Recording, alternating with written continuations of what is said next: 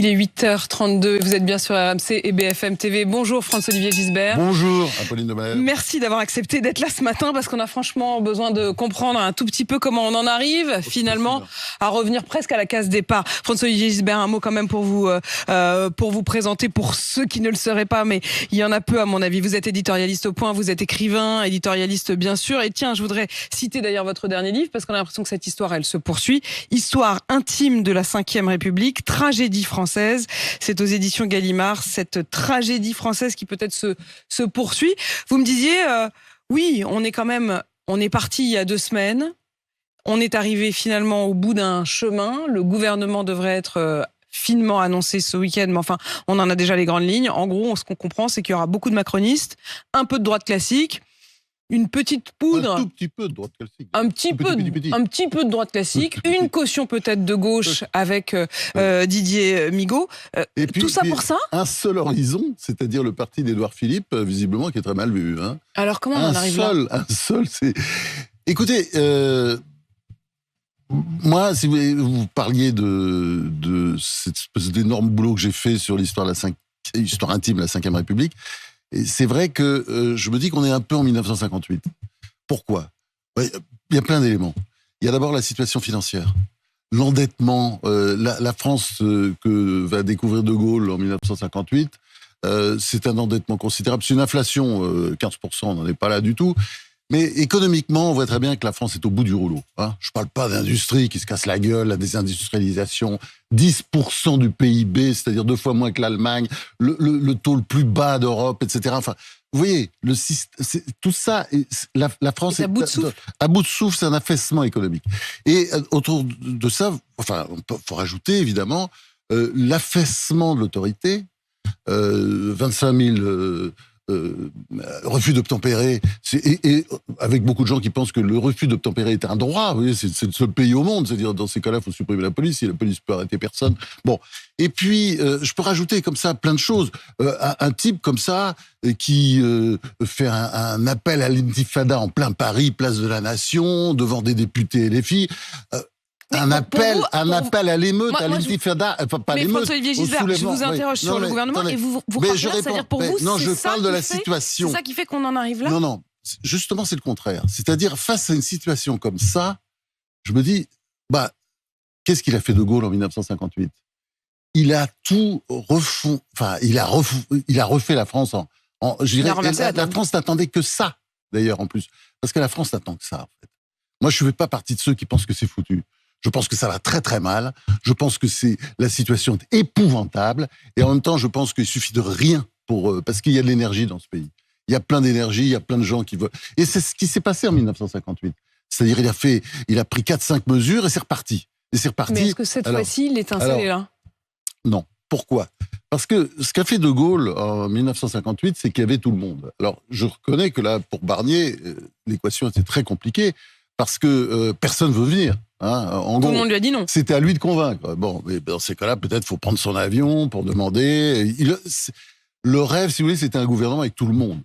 Tout le monde, ça veut dire de la gauche à la droite. Alors évidemment, la gauche, pas LFI, tout ça, ils auraient jamais voulu, mais peut-être Cazeneuve, tout ça, Cazeneuve, Wauquiez, tout ça, ça peut vivre ensemble. Les temps du redressement. Mais ils ont tous dit non. Ce matin, je recevais un des membres de la commission des finances, socialiste, Philippe Brun, qui disait « J'ai été au rendez-vous, mais j'ai dit non ». Oui, bien sûr. Il y a aussi quelqu'un tout à fait remarquable, Stéphane Le Foll, qui était le maire du Mans, socialiste, qui a dit non. Puis il est préféré sans doute rester au Mans. Et bon, mais ça, c'est sûr, c'est compliqué. Mais il fallait essayer de convaincre. Pour vous, Cazeneuve et Wauquiez auraient pu vivre ensemble le temps de quoi ? Le temps de remettre les choses. Vous voyez très bien. Je parle d'affaissement, mais vous savez très bien que la France est devenue le mouton noir de l'Europe. Regardez comment même cette Ursula von der Leyen traite la France avec non, changez votre commissaire, ça va pas. Et puis voilà. Parce qu'effectivement, au milieu de tout ça, il y a eu la démission forcée de Thierry Breton. Quand l'émir du Qatar, qui est un des principaux créanciers, parce que l'endettement, c'est pas juste une blague. Quand on est endetté comme la France et qu'on est endetté avec la Chine, avec le Qatar, quand l'émir du Qatar vient en France, tout le monde rampe, tout le monde est à genoux, on est comme ça, parce que puis on espère, s'il vous plaît, si vous pouvez investir encore en France. Non, il fallait renverser la table. Il fallait renverser la table. La table n'a pas été renversée. Avant de voir ce qu'il faudrait faire, je voudrais quand même vous interroger sur ce casting. On a Michel Barnier qui est donc Premier ministre. Voilà, il espérait avoir des postes essentiels donnés à effectivement des membres de la famille LR. Alors maintenant on parle de droite républicaine, ils ont tout changé de nom. Mais bref, il y aura effectivement quelques personnes issues de LR, mais très peu comme vous le disiez. Il y a beaucoup en fait de députés macronistes qui vont faire leur entrée. Est-ce que ça veut dire que c'est un gouvernement Macron et non pas un gouvernement Barnier ? Je crois que Barnier, il faut pas le sous-estimer. Hein, c'est-à-dire, on l'a vu au moment de la passation de pouvoir. Ce côté empesé, etc., vous voyez, emprunté, mais attention, il sait où il va, il a du caractère, c'est très important. Donc, faut pas le sous-estimer. Cela étant, c'est vrai, c'est que c'est pas un problème de rapport de force, je pense que c'est aussi la classe politique. Je lui impute pas tout. S'il a pas fait ce gouvernement, c'est parce que les gens veulent pas, effectivement, les gens n'ont pas confiance. Je pense qu'il y a certainement aussi le problème Macron derrière. Macron qui est derrière, partout. Vous voyez, ça inquiète un certain nombre de personnalités. Par exemple, je pense que si... Cazeneuve, ça s'est pas fait parce que Macron ne peut pas le piffer. En fait, c'est ça, au départ. Je pense c'est-à-dire que certains disent, mais le Nouveau Front Populaire a perdu une occasion. Mais au fond, c'est pas le Nouveau Front Populaire qui a refusé Cazeneuve, c'est Emmanuel Macron. C'est Emmanuel Macron, je pense absolument, parce qu'il y avait une petite carte à jouer. Mais enfin, est-ce que c'était la meilleure solution ? Je sais pas, parce que de toute façon, le résultat était complètement illisible, parce que vous voyez bien le problème qui se pose quand même, parce que Macron n'est pas responsable de tout. Et il fait cette dissolution stupide, et à l'arrivée, qu'est-ce qui se passe ? Eh ben, il y a pas de résultat. Quand vous regardez qui a gagné, moi je ne sais pas. Le Rassemblement national, évidemment, a gagné ses premiers partis, etc. Le Nouveau Front Populaire, il a plus de députés, mais enfin, c'est au terme d'un espèce d'accord amoral épouvantable, abject d'ailleurs, qui ressemble beaucoup à ce qu'on faisait sous la 4ème République, qui s'appelait les apparentements, ça scandalisait tout le monde, mais là aujourd'hui, ça scandalise plus personne. C'est-à-dire, on fait des accords de désistement, mais il est hors de question qu'on gouverne ensemble. Hein. Donc les macronistes ont voté pour LFI, les LFistes ont voté pour les macronistes, mais mais après, mais on va pas gouverner ensemble. C'est quoi ça ? Il y a quelque chose qui cloche. C'est pas un front républicain. C'est une espèce de magouille, voilà. Donc on c'est a pas un front républicain, c'est une magouille. C'est une grosse magouille. Et après, d'ailleurs, regardez, il y a 62%. J'ai vu des électeurs macronistes qui avaient voté LFI, qui sont prêts à revoir leur vote. Enfin, qui trouvent que ils se sont fait avoir. Mais tout le monde a le sentiment de s'être fait avoir. Oui, pardon, bien sûr. Tout le monde a le sentiment de s'être fait avoir. Bien sûr. Ceux qui ont effectivement voté pour l'arc républicain, ceux qui ont voté contre d'autres, et puis quand même, au final, vous avez raison. Ce gouvernement qui est quand même issu du parti qui avait fait moins de 5% à la présidentielle. Absolument, tout à fait. Comment est-ce possible qu'on en arrive à cette équation-là, c'est-à-dire que le plus petit gagne ? Ouais, c'est différent. Je pense que à gauche, il n'y avait pas beaucoup d'opportunités. Hein, c'est-à-dire qu'il n'y avait que Cazeneuve. Je pense que Macron n'en avait pas envie. Cazeneuve en avait envie, bien sûr. Il y avait Lucie Castet. Ça, c'est une blague. Enfin, je veux dire, vous voyez bien, c'est une LFiste. Mais pourquoi il l'a pas tenté ? Et les copines. Mais pourquoi il l'a pas tenté ? Non, il aurait pu tenter. Il aurait pu le tenter. Je pense que pour montrer que ça marchait pas, puisque de toute façon, il y avait la motion de censure immédiatement. Enfin, de toute façon, elle restait quelques jours, quoi. Ça ne pouvait pas marcher. Et puis, de toute façon, elle n'avait pas les capacités. Enfin, vous voyez très bien, il y a quelque chose qui collait pas. Pourquoi il l'a pas fait ? Je pense, moi, il a eu peur de la bourrasque financière. C'est-à-dire, comme le programme du Nouveau Front Populaire était assez dément, il faut bien le dire. La France est au bout du rouleau financièrement. Et 100 milliards, plus de 100 milliards de dépenses annuelles. Non, mais c'était un truc de fou. Avec, on va trouver l'argent en augmentant les impôts. On a le taux de prélèvement obligatoire le plus élevé du monde. Enfin, Michel Barnier lui-même a l'air de trouver qu'il va falloir quand même augmenter les impôts. Ah, mais certainement. Ponctuellement, certainement. Il faudrait peut-être aussi penser à baisser les dépenses publiques, 57% de dépenses publiques par rapport au PIB. Nous avons le record mondial. Il faut peut-être penser à ça aussi. Hein. C'est pas juste les impôts, parce que Mais est-ce qu'il pourra faire tout ça ? Il y a le problème des retraites. Est-ce qu'il pourra faire tout ça ? C'est-à-dire, est-ce que ce gouvernement, où on le sent bien, c'était pas forcément ses premiers choix, les membres qui vont rejoindre ce gouvernement et qui sont issus principalement quand même de la Macronie, sans les gros, hein, parce que y a Gérald Darmanin ou Gabriel Attal qui, eux, sont sur les côtés. ne sont plus dans ce gouvernement et qui vont être et qui tirent les ficelles. Et qui tirent les ficelles, et qui vont être très attentifs. Ils ont leurs hommes ou leurs femmes à eux, c'est clair. Est-ce que ce gouvernement va pouvoir tenir? Si vous voulez, on n'a pas trop le choix. C'est-à-dire que moi, je fais partie de ceux, comme j'aime ce pays, je me dis, faut que ça marche. Il faut que ça marche. Mais au fond, d'ailleurs, en même temps, quand on voit ça pourrait vous plaire, François-Olivier Gisbert. Non. Un gouvernement avec de la droite, des macronistes. Non, parce que je rêvais d'un gouvernement d'union nationale. Non, vous rêviez d'un gouvernement d'union nationale. Je suis vraiment... dans lequel il y aurait eu des socialistes. 58, voilà, c'est ça. Non, mais quelques personnalités. Et puis, on va essayer de remettre tout à plat. Vous savez, la France n'est pas foutue. De Gaulle, il fait ce plan Pinet-Ruet. Vous vous souvenez, cette espèce de truc absolument dingue qui était un plan, on aurait dit aujourd'hui austérité, tous les imbéciles, les soi-disant économistes atterrés, atterrants, marxistes. Ça veut dire que la situation des finances pour vous... Mais bien sûr, simplement, il faut arrêter avec les déficits, il faut arrêter avec l'endettement, il faut arrêter avec tout ça et repartir à zéro. Et ça, c'est un travail compliqué. Bon, et qu'est-ce que ça fait quand vous faites ça? Ce qu'a fait De Gaulle, qu'est-ce qui s'est passé après? Les 10 années qu'on suivi, on a eu des taux de croissance de 5-6%. 5-6%, ce sont des taux de croissance à la chinoise. Parce que au départ, en 1958, fin 1958, il a fait ce plan de rigueur ou d'assainissement, ou je ne sais pas comment on va appeler ça. Est-ce que Michel Barnier pourrait être ce De Gaulle de 58? Vous savez, l'homme providentiel... Non, mais oui, il a de la volonté. Ça, c'est clair. C'est quelqu'un qui a de la volonté. Il n'a pas pris quelqu'un qui... c'est pas, enfin, je veux pas citer des noms, mais enfin, vous savez, il adore les ectoplasmes, en fait. Emmanuel Macron, c'est méchant ce que je dis, mais enfin, c'est vrai, il prend des gens, qui peuvent piétiner, mais vous trouvez vraiment qu'Édouard Philippe... De tapis sur lesquels il peut s'essuyer les pieds. Monsieur Castex, Madame Borne, c'était des paillassons? Un peu, mais il se révolte parfois. Regardez, Édouard Philippe s'est révolté. Oui, puis c'est comme ça la vie, c'est la vie. Mais si vous voulez, le problème, donc il a une personnalité forte. Oui. Michel Barnier. A la volonté. Il a la volonté. Le problème, c'est qu'il faut l'équipe. Il n'a rien à perdre. Donc le problème, c'est que d'abord, si vous voulez, moi je pense que pour faire ce qu'il faut faire, c'est-à-dire un vrai plan de rigueur, pour faire repartir l'économie française, il faut pouvoir faire de la pédagogie, il faut pouvoir être entendu, et je pense que là, il y aura un problème forcément avec Macron qui essaie de reprendre la main. Mais Macron, si vous voulez, le problème, c'est qu'il a perdu les législatives de 2022, il a gagné la présidentielle, dans la foulée, il a perdu les législatives, il n'a pas voulu le reconnaître, donc il a fait comme si... Et là...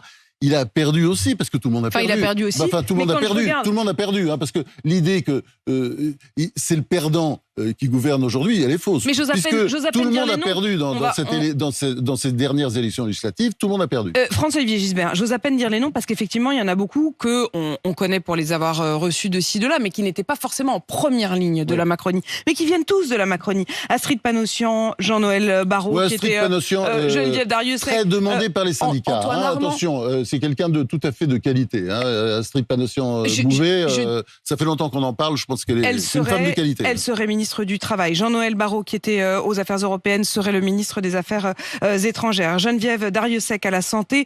Antoine Armand au sein de Bercy. On ne sait pas encore si celui qui était à ce micro il y a quelques jours, c'est-à-dire François Villeroy de Galhau, le gouverneur de la Banque de France, acceptera ou non. Visiblement, il réserve sa réponse, mais il pourrait prendre la tête de Bercy.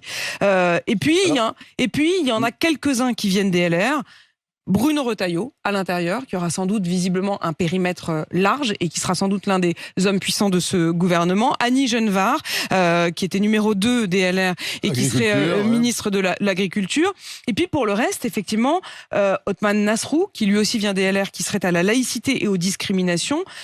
Pour l'enseignement, c'est aussi une macroniste. C'est quand même, c'est vraiment un vivier de jeunes macronistes d'ailleurs, députés, qui font leur entrée dans ce gouvernement. Ouais, mais ça, c'est pas ça qui me choque. Parce qu'il y a des gens de qualité là-dedans, dans les noms que vous citez, il y a des gens formidables. Mais ce que je veux dire, c'est pas forcément des gens que Michel Barnier lui-même, spontanément, a été chercher. Certainement. Mais moi, ce qui me gêne, simplement, c'est une chose très simple. Je rêvais d'union nationale. C'est-à-dire, l'heure est grave. Peut-être que ce sera pour la prochaine fois. Vous savez, on descend une pente, là, on le sait très bien, on le voit. regardez comment la France est traitée. Je le répète, ça, on le sent, on voit très bien. Notre voix ne compte plus parce que on est devenu un peu un mouton noir de l'Europe. Et bon, avec les agences de notation qui vont faire la danse du scalp, les marchés financiers, on va voir peut-être à un moment donné, peut-être pas maintenant, peut-être dans un an, mais enfin, bon, on est fragile. Qui nous tient ? Qui nous tient ? Qui nous tient ? Est-ce que ce sont les agences de notation ? Est-ce que ce sont les investisseurs étrangers ? Mais c'est tout le monde, y compris nos créanciers. Parce que quand on dit, alors je sais, il y a une espèce de plaisanterie, c'est pas grave, la dette, on efface. Mais non, on rediscute, on négocie les dettes. Mais à un moment donné, il faut payer, surtout quand c'est de l'argent qu'on doit au Qatar, qui possède quand même quelques entreprises en France, enfin, qui a des actions un peu partout. Et qui ne se contenterait pas qu'on ne paye pas. Non, bien sûr. Ou alors on lui en devrait trop. Et la Chine non plus. Vous savez, avec toutes ces bases navales dans le monde, enfin, on peut pas maltraiter ces gens-là. Ce gouvernement, pour faire quoi ? Alors pour l'instant, on n'a pas grand-chose, mais Matignon a listé les priorités dans un document de travail que je vous cite. L'objectif, c'est de travailler sur le niveau de vie, les services publics, la sécurité, l'immigration, l'intégration, les entreprises et les agriculteurs, les finances publiques et la dette écologique. Oui, mais ça ne veut pas dire grand-chose. C'est-à-dire, il y a des réalités, c'est très compliqué de dire les choses aujourd'hui, je comprends très bien, mais il faut réduire évidemment les dépenses publiques. 57% de dépenses publiques par rapport au PIB, c'est énorme si on regarde les chiffres. Et on peut baisser. Le Danemark l'a fait, l'Allemagne l'a fait encore récemment. C'est-à-dire les dépenses publiques, il faut les baisser. D'autres l'ont fait, on peut le faire. Le problème des retraites, c'est un vrai problème. Vous savez très bien que les agences de notation regardent ça. En plus, c'est dément.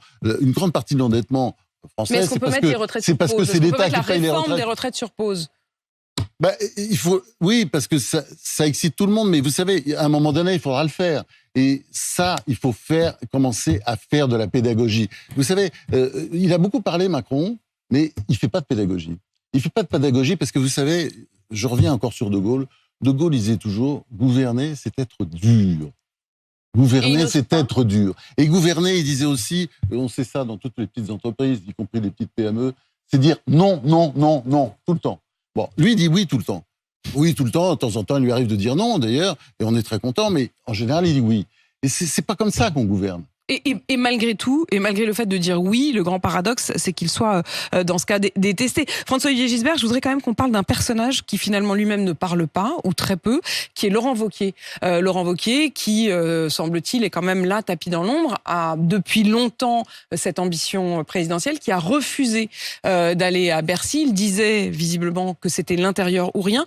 À quoi jouent des personnages comme Laurent Wauquiez, comme Gérald Darmanin, comme Gabriel Attal, qui sont quand même des ambitieux, qui ne seront pas au sein de l'appareil? La présidentielle, de toute façon, elle a commencé, c'est clair. Édouard Philippe s'est lancé récemment.